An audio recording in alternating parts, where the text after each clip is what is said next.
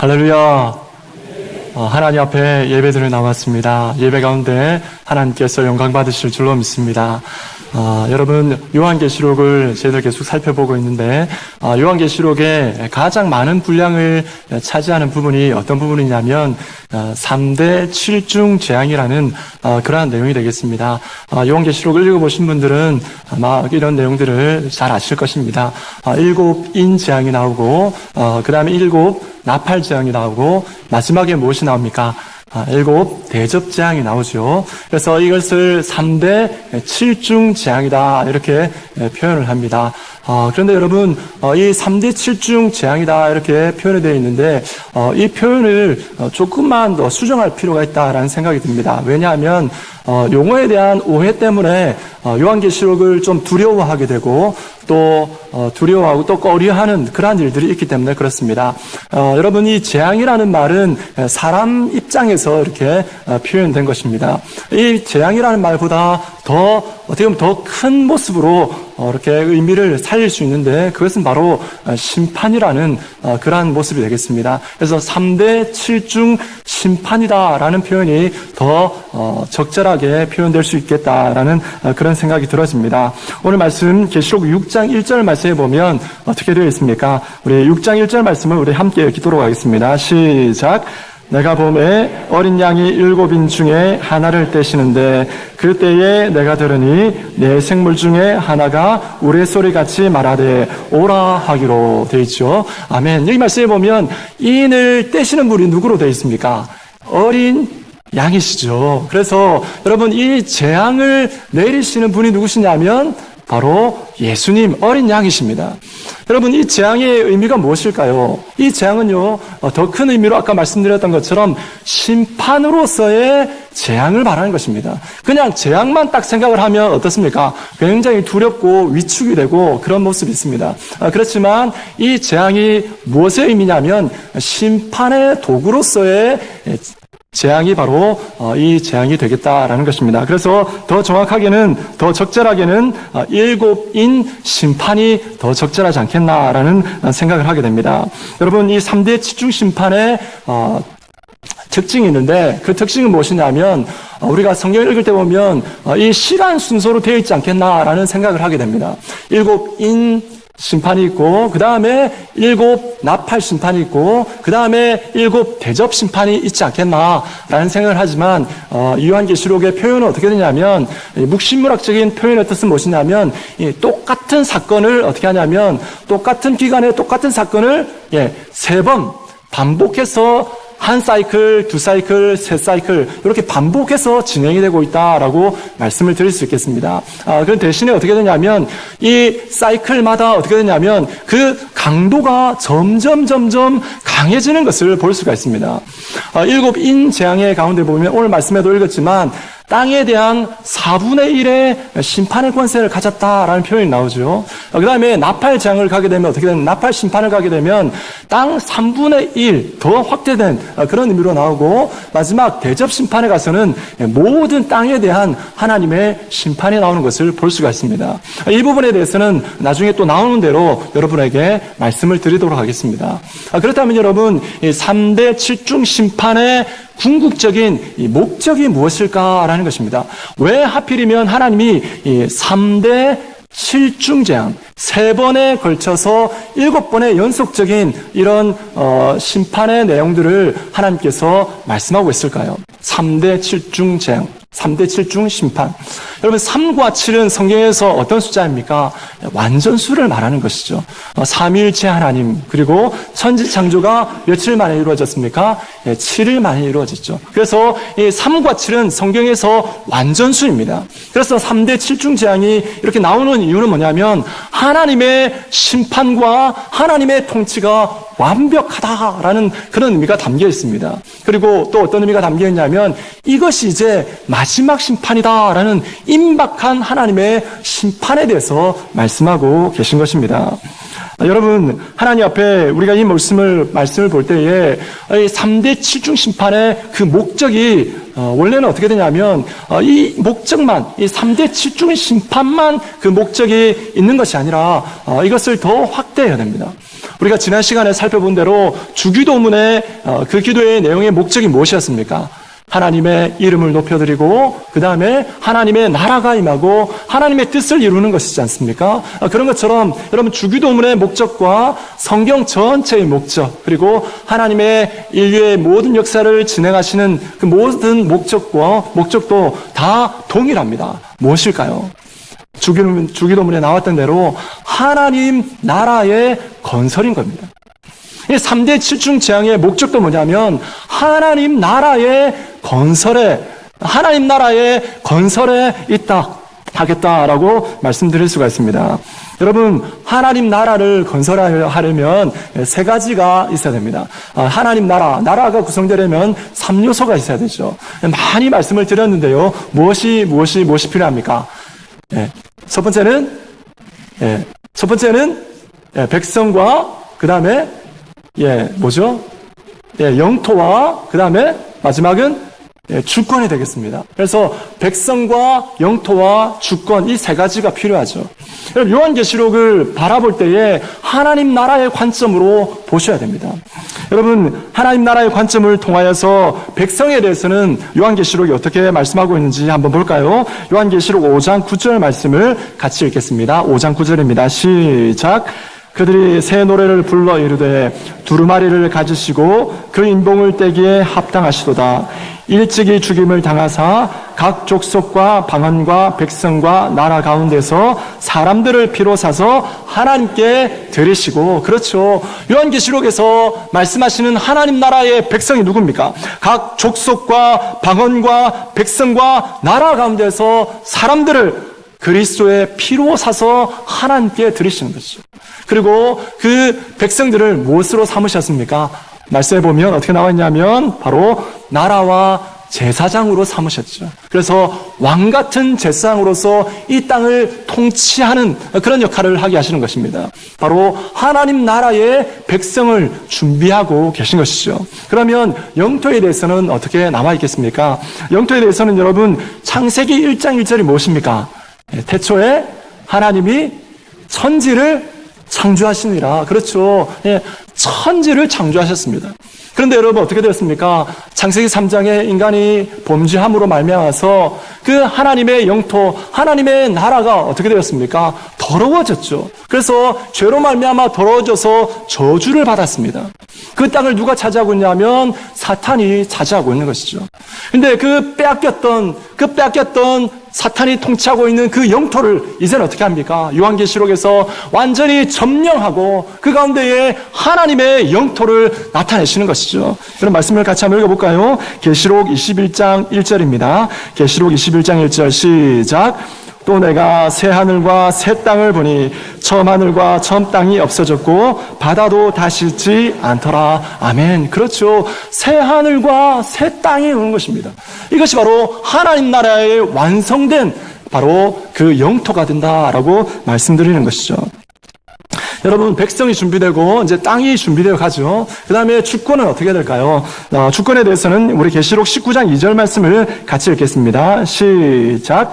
그의 심판은 참되고 의로운지라 음행으로 땅을 더럽게 한 큰 음녀를 심판하사 자기 종들의 피를 그 음녀의 손에 갚으셨도다 하고. 아멘. 여러분 보니까 어떻게 되어 있습니까? 하나님이 심판하시는데 그 하나님의 나라의 영토를 더럽혔던 그 음녀를 하나님이 심판하신다라고 하시는 거죠. 하나님 나라의 그 하늘 나라의 그 모든 주권들, 하늘과 땅의 모든 주권들을 다 동원하여서 우리 주님께서 통치하신다라고 말씀하고 계신 것입니다. 그렇기 때문에 여러분 이 3대 7중 심판은 재앙의 의미보다는 이 통치, 심판의 의미가 더 정확하다라고 말씀드릴 수가 있는 것입니다. 여러분 그렇다면 이 하나님의 나라는 언제 완성이 될까요? 언제 완성이 되겠습니까? 우리의 구원은 어떻습니까? 우리의 구원은 그리스도께서 십자가에서 피 흘려 주심으로 말미암아서 단번에 이루어졌습니다. 그렇지만 하나님 나라는 어떻게 되냐면 주님의 초림부터 시작되어서 주님의 재림 때까지 계속해서 이어지는 것을 볼 수 있고 그 재림의 때에 어떻게 됩니까? 하나님 나라가 완성이 되는 것입니다. 여기서 우리 성도님들에게 한 가지 질문을 드려보고 싶습니다. 여러분, 주님의 심판은 어떻습니까? 한 번만으로 될까요? 안 될까요? 한 번만 그냥 심판하시면 싹 쓸어버리시면 됩니다. 그런데 우리 주님께서 어떻게 하십니까? 요한계시록에 나오는 대로 초림부터 재림의 때까지 아주 긴 기간, 우리가 언제까지인지도 알지 못하는 이 기간 가운데 있고, 그 다음에 3대 7중재앙 이렇게 나누어 가지고 하나님이 심판하시는 그 이유가 무엇일까요? 여러분, 그것은 바로 하나님의 긍휼입니다. 하나님이 오래오래 참으시는 것이죠. 여러분, 말씀을 같이 한번 읽겠습니다. 로마서 2장 4절 5절입니다. 같이 읽겠습니다. 시작. 혹 내가 하나님의 인자하심이 너를 인도하여 회개하게 하심을 알지 못하여 그의 인자하심과 용납하심과 길이 참으심이 풍성함을 멸시하느냐. 다만 내 고집과 회개하지 아니한 마음을 따라 진노의 날 곧 하나님의 의로우신 심판이 나타나는 그날에 임할 진노를 내게 쌓는도다. 아멘. 그렇죠. 여러분, 우리 하나님께서는 심판 한 번에 싹 쓸어버리면 끝납니다. 그렇지만 우리 주님께서 재림의 때까지 시간을 유보하시면서 하나님의 이 심판을 여러 단계로 나누어서 하시는 이유는 바로 하나님의 오래 참으심입니다. 하나님의 인내하심인 것입니다. 여러분, 그래서 이 3대 7중 심판의 그 목적, 그 하나님 앞에 이 3대 7중 심판은 바로 주님의 음성인 것입니다. 여러분, 이 음성이 세상에 예수 그리스도를 믿지 않는 사람들에 대해서는 어떤 메시지가 있을까요? 어떤 하나님의 음성일까요? 바로 회개하고 복음을 믿으라 라는 것이죠. 회개하고 복음을 믿으라. 만약에 믿지 않으면 어떻게 되는 것입니까? 이 땅 가운데서 3대 7중 심판을 당할 뿐 아니라 결국엔 어떻게 됩니까? 지옥의 최후 심판을 당할 수밖에 없다라는 것입니다. 그렇다면 여러분, 이 3대 7중 심판에 교회를 향한 하나님의 메시지는 무엇일까요? 성도를 향한 하나님의 메시지는 무엇일까요? 두 가지가 있습니다. 첫 번째는 그들이 복음을 믿으려면 어떻게 됩니까? 교회는 하나님의 복음을 전파해야 되겠죠. 두 번째는 무엇일까요? 그 복음을 전파하다가 그 영적 전쟁 가운데에 힘든 일, 여러 가지 어려움들이 있지만 그 가운데서 인내하면서 싸우라라는 것입니다. 여러분, 디모데전서 6장 12절 말씀해 보면 바울이 디모데에게 뭐라고 말합니까? 믿음의 선한 싸움을 싸우라라고 말씀하시죠. 그리고 바울 자신은 어떻게 삶을 살았습니까? 디모데후서 4장 7절 말씀해 보면 나는 선한 싸움을 싸우고 나의 달려길을 마치고 믿음을 지켰으니 하죠. 그래서 하나님 앞에 이 믿음의 선한 싸움을 우리가 싸워나가야 된다라고 이 3대 7중 심판은 우리 가운데에 하나님의 음성을 들려주고 계신 것입니다. 여러분, 요한계시록의 2장과 3장 가운데에 아시아의 7교회가 나오죠. 어떤 교회들이 나옵니까? 예, 한마디로 쭉 외울 수가 있죠. 에서버두 뭐라고요? 사빌라. 한번 따라 해볼까요? 자, 에서버두 사빌라. 한 번 더 시작. 에서버두 사빌라. 그렇죠. 여러분, 이 7교회가 나오는데 7교회에 주시는 그 음성들, 하나님의 말씀 가운데 빠지지 않고 주시는 말씀이 있어요. 그 말씀이 무엇이냐면 바로 이것입니다. 귀 있는 자는 성령이 교회들에게 하시는 말씀을 들을지어다. 이기는 그에게는 내가 하나님의 낙원에 있는 생명나무의 열매를 주어 먹게 하리라. 그리고 서머나 교회에 대해서는 이기는 자는 둘째 사망의 애를 받지 아니하리라. 버가모 교회에 대해서는 이기는 그에게는 내가 감추었던 만나를 주고, 그리고 두아디라 교회에 대해서는 이기는 자와 끝까지 내 일을 지키는 그에게는 만국을 다스리는 권세를 주겠다. 사대 교회에 대해서도 역시 이기는 자는, 그대도 계속 이기는 자는 여러분, 이 땅의 교회에 대해서 우리 주님께서 원하시는 것이 무엇입니까? 복음을 전하면서 이 땅 가운데 믿음의 선한 싸움을 치열하게 싸워가라라는 것이죠. 요한계시록 21장 7절 말씀에 보면 우리 주님이 마지막으로 주는 언약의 말씀이 있습니다. 우리 같이 한번 읽겠습니다. 시작. 이기는 자는 이것들을 상속으로 받으리라. 나는 그의 하나님이 되고 그는 내 아들이 되리라. 아멘. 그렇죠.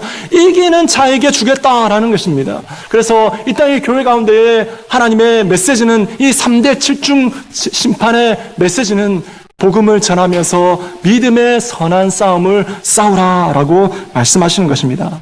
여러분, 이 말씀이 바로 오늘을 살아가는 우리에게 주시는 메시지인 줄 믿습니다.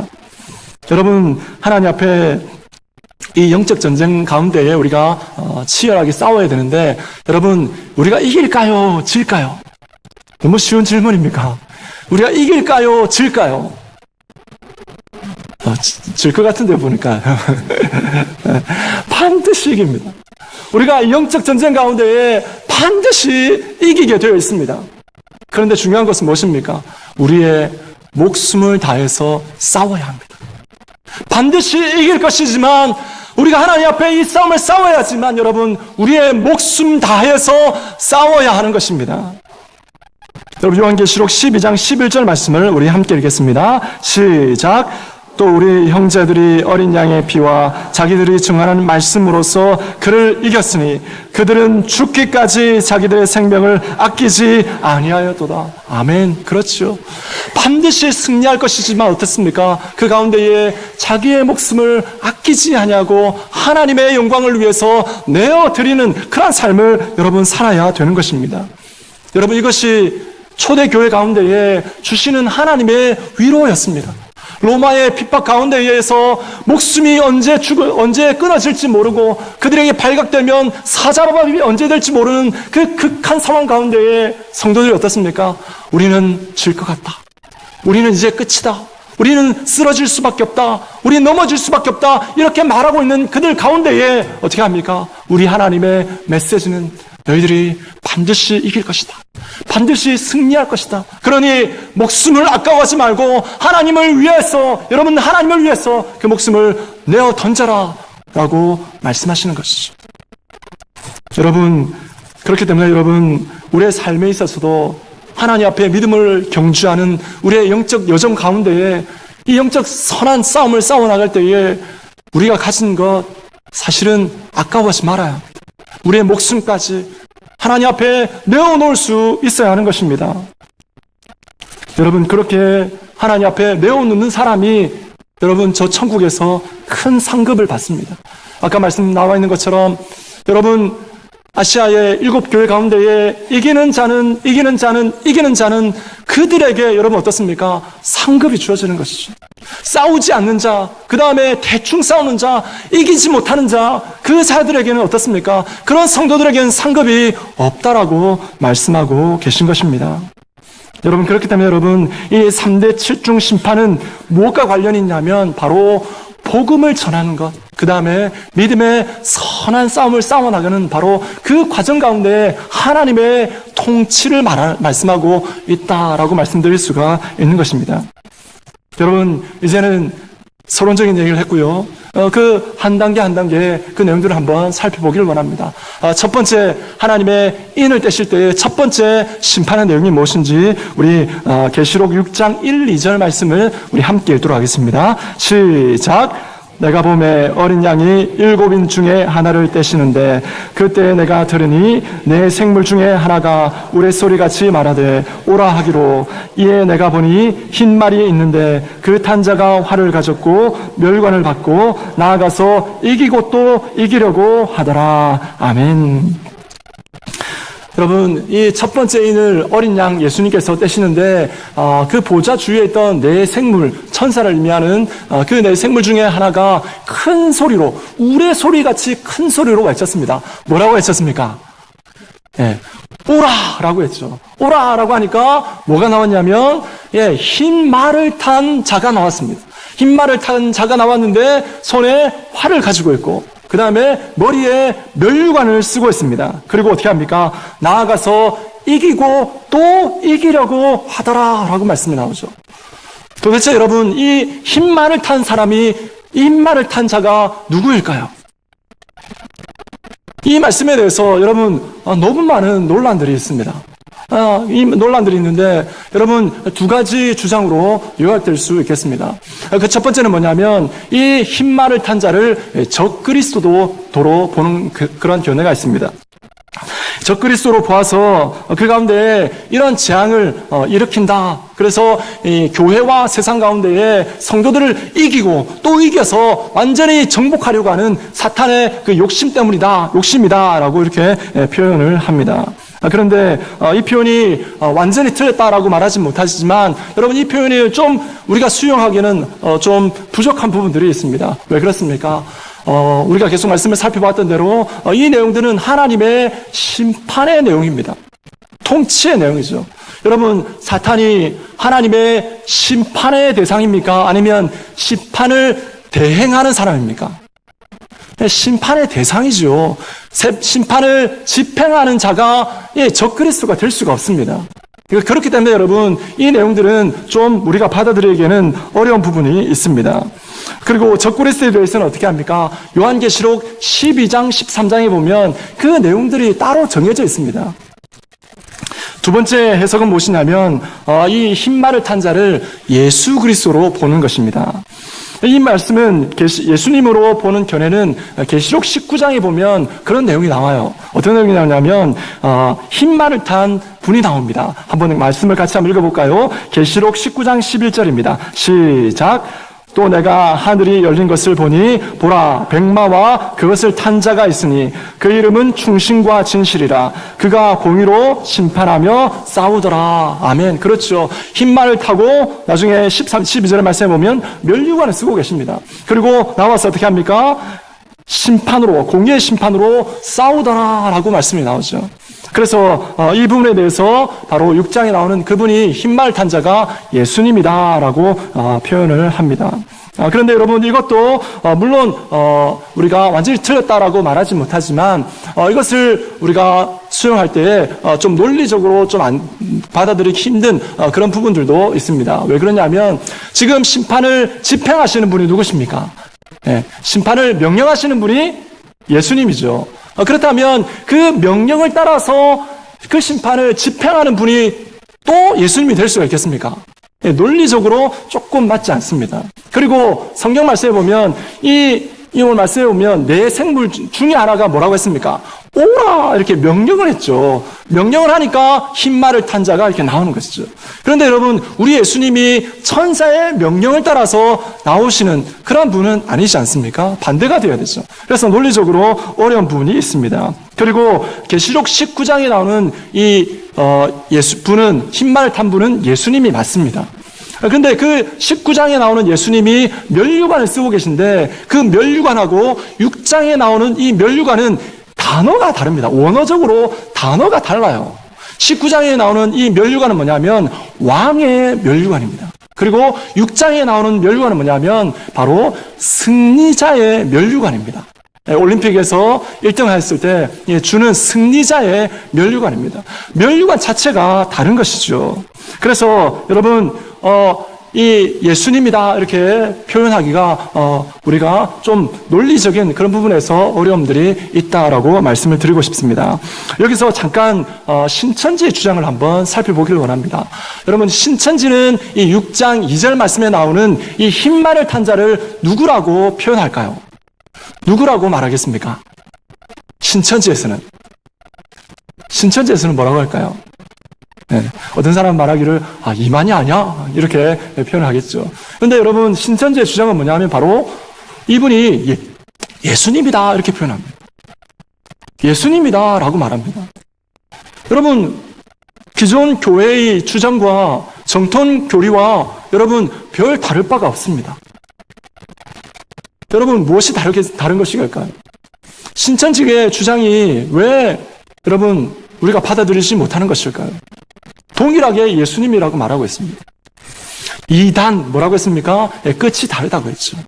그럼 사진을 한번 볼까요? 자, 지금 누가 나왔습니까? 이만희가 나왔죠. 이만희가 무엇을 타고 있습니까? 흰말을 타고 있죠. 취미가 승마일까요, 여러분? 여러분, 저 모습을 보면서 이만희가 뭐라는 거죠? 누구라는 것이죠? 이만희 자신이 뭐라는 거예요?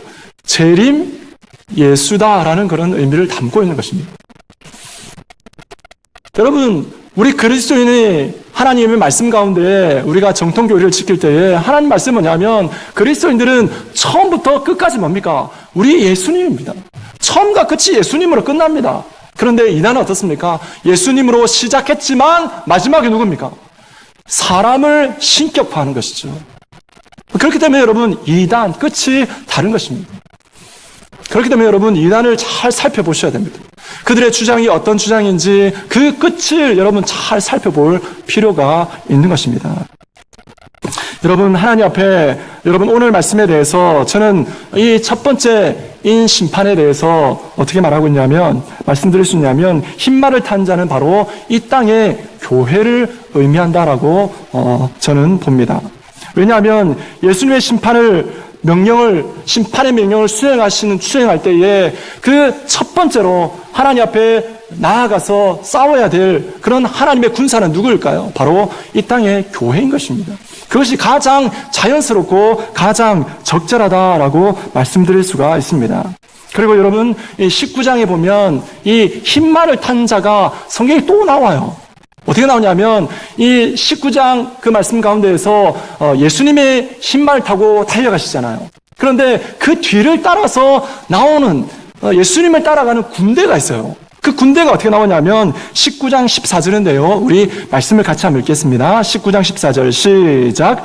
하늘에 있는 군대들이 희고 깨끗한 세마포 옷을 입고 백마를 타고 그를 따르더라. 아멘. 그렇죠. 하늘에 있는 군대들이 따라가는데 희고 깨끗한 세마포 옷을 입고 백마를 타고 예수님을 따라가는 것이죠. 그래서 이 사탄의 그 진영 가운데 싸워서 승리하게 되는 그런 역사들이 있게 된다라는 것이죠. 여러분 이 하늘 군대를 누구라고 말하냐면 많은 주석가들이 어떻게 하냐면 우리 교단의 신대원 교수님들도 주석을 냈는데 그 주석에 보면 바로 이 땅에 성도들이 저 천국 가서 있는 천상의 교회를 말합니다.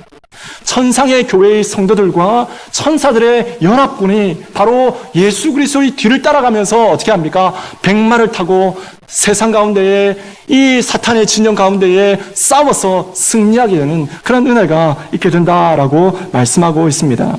그리고 여러분 이 6장 말씀에 나오는 대로 그 19장 뒤에 예수님을 따라가는 백마를 타고 가는 그 성도들이 나오는데요. 아까 말씀드린 대로 6장 2절 말씀에 면류관을 쓰고 있는데 그 면류관은 왕의 면류관이 아니라 승리자의 면류관이다라고 말씀을 드렸습니다. 여러분 성경에 보면 이 관이 많이 나오죠. 성도들에게 면류관을 씌웁니다. 그 면류관이 뭐냐면 성도들이 쓰는 면류관이 뭐냐면 바로 승리자의 면류관입니다. 여러분 계시록 2장 10절 말씀에 보면 에베소 교회 성도들에게 말씀하십니다. 내가 죽도록 충성하라. 그리하면 내가 무엇을 줍니까? 생명의 면류관을 주겠다. 이 표현이 뭐냐면 바로 왕의 면류관이 아니라 바로 승리자의 면류관입니다. 계시록 3장 11절도 그렇고 계시록 4장 4절 말씀에도 보면 이렇게 그 성도들에게 주시는 면류관이 바로 동일하게 6장 2절 말씀에 나오는 그 백마를 탄 자의 면류관인 것입니다. 여러분 무엇을 말하는 것일까요?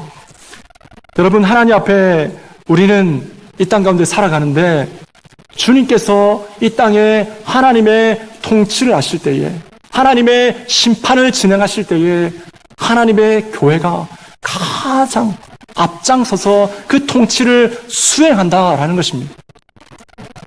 여러분 간절히 소망하는 것이 있습니다. 우리 교회와 우리 성도들이 주님께서 우리에게 명령하실 때에 이 땅 가운데에 하나님의 통치를 시행하실 때에 우리 교회가 우리 성도들이 최전방에 서서 정말 복음의 사명을 감당하면서 믿음의 선한 싸움을 싸워나가는 그런 은혜가 우리 교회 가운데 있었으면 좋겠습니다. 하나님 앞에 우리는 이 사명을 감당해야 될 줄로 믿습니다. 여러분 오늘 말씀이 우리에게 주시는 메시지는 무엇입니까? 주님의 통치는 지금 우리들을 통해서 시행되고 있는 것입니다. 그리고 우리가 시행하는 이 모든 주님의 통치 가운데에 하나님의 그 심판을 시행하는 이 통치 가운데에 우리는 반드시 승리하게 될 것입니다. 그렇기 때문에 여러분 우리는 하나님 앞에 우리의 마음과 몸과 모든 것을 들여서 하나님의 복음을 전파하고 우리에게 맡겨주신 그 사명에 대해서 여러분 하나님 앞에 믿음의 선한 싸움을 싸워나가야 될 줄로 믿습니다. 간절히 소망합니다. 우리 모든 성도님들 오늘 말씀을 통하여서 나에게 주어진 이 사명을 깨닫고 하나님 앞에 믿음으로 싸워서 승리하고 하나님의 복음을 끝까지 잘 감당하는 우리 모든 성도님들, 우리 교회 되기를 주님의 이름으로 소망합니다.